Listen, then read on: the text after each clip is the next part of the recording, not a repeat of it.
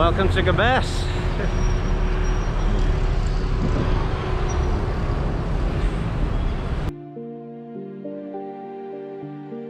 Look at this grand old colonial hotel, Hotel Atlantic, here since 1923.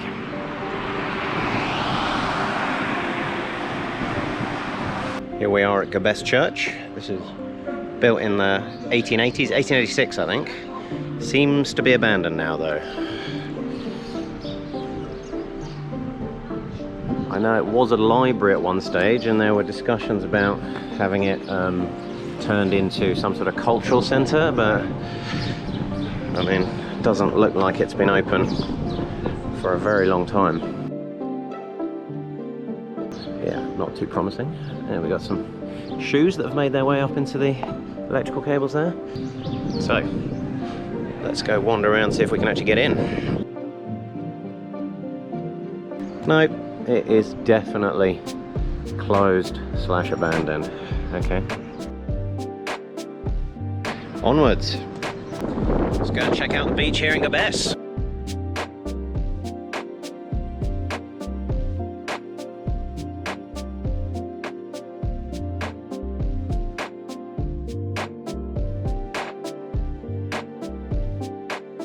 Welcome to the Oasis Hotel in Gabès. Let's go take a look round.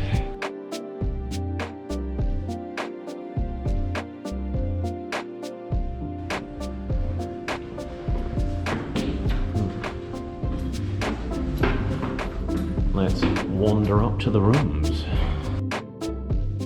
I like these long carpeted corridors.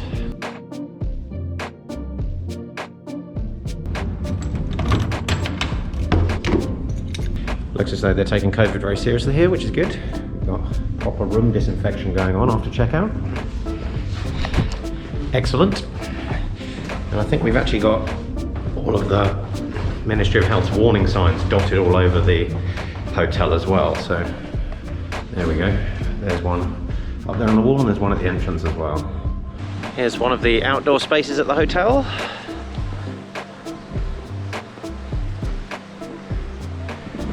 Kind of cold, so I can understand why the pool is empty. And yeah, that's the beach. So this is what I'm talking about.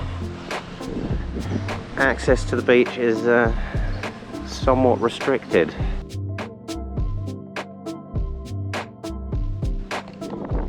I'd be really interested to see what this place was like about 10 years ago.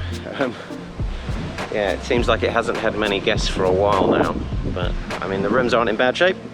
Customer service is pretty good. I really like the food, especially the grilled fish that I had the other night. That was delicious. And yeah, overall it's a good location if you're coming to Gabès, especially if you need parking. So it's private parking here, which is quite good because I always want my truck off the street at night. Let's have a walk around the Hotel Oasis's grounds.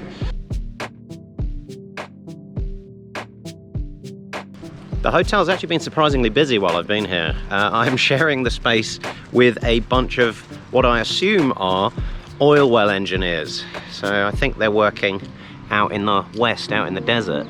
But yeah, you've got people here from all over the place, which is very surprising. I assumed it would be completely empty, but no.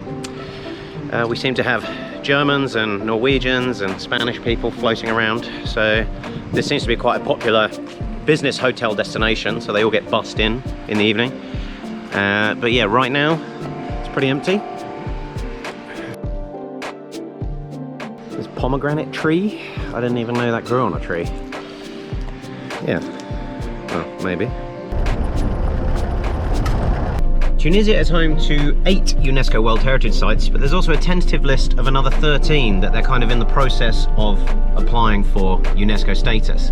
And I am currently lost in one of them. So this is the Oasis of Gabès, which is kind of unique because it's an oasis right next to the sea. But anyway, we've got palm trees everywhere. I think I'm currently driving through a dried riverbed, as you can imagine. None of this is on Google Maps, so we're having to use satellite photography because this is, yeah, dirt track all the way. But we've already found one beautiful campsite / eco lodge, and we're on the hunt for another one now. And there's also a waterfall around, although I can't imagine there's much water falling off it right now because it's very, very dry here. We found Chenini number 2. And it looks like there is a fancy new eco lodge down there, so let's drive down the hill to the waterfall and see what's going on.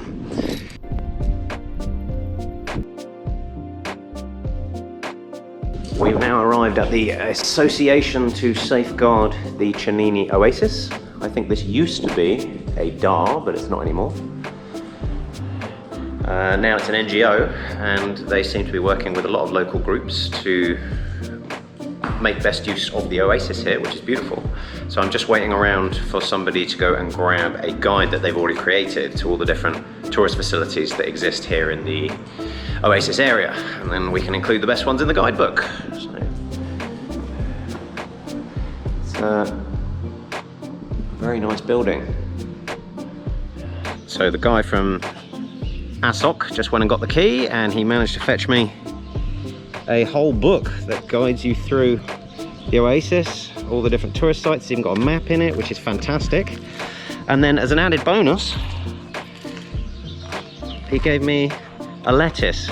I'm not sure where that came from, but I mean, there's a lot of farmland around here. So it turns out when he went to fetch the key, he also fetched me a lettuce. So I've never actually been given a lettuce as a gift, but that's fantastic. Thank you very much. I guess I need to eat this quite quickly, otherwise it's gonna wilt in my big hot car. So, onwards with the lettuce. We're now in El Hamma, which is about 30k west of Gabès, and I have hunted down this fancy building, which is actually, it's a public hammam today, so it's only 1 dinar entry, but this has been in use since Roman times. So this is a hot spring that comes up just under 40 degrees, I think, the water. We got the ladies' entrance just down there, and then we got the men's entrance around that corner.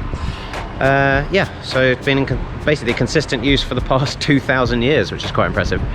So there's really 2 reasons I came to El Hamma. The first one is to go to the hammam, or at least to mark it on the map. I don't think it's very corona friendly to go in a hammam.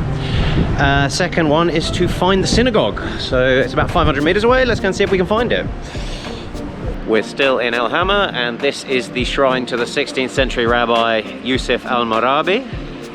I know it doesn't look very impressive, but that's because we're locked out. So this is permanently closed.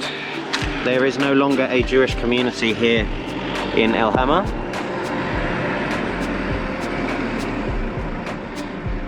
That's as good a view as you're going to get, but apparently this was a site of pilgrimage for local Jews right up until the 1950s, and then everybody left either for Israel or other parts of Europe, or they moved to Jerba. So I don't think there's a practicing Jewish community left here. But yeah, back in the 40s and 50s, this was quite a big site that attracted quite a lot of pilgrims from all over North Africa.